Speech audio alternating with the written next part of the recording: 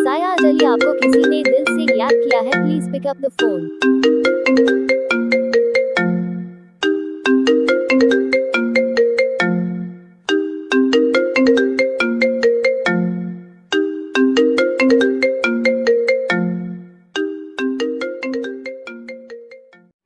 किसी भी मोबाइल की रिंगटोन के साथ अपने नाम की रिंगटोन बनवाने के लिए अपना नाम कमेंट में लिखें और चैनल को सब्सक्राइब जरूर करें।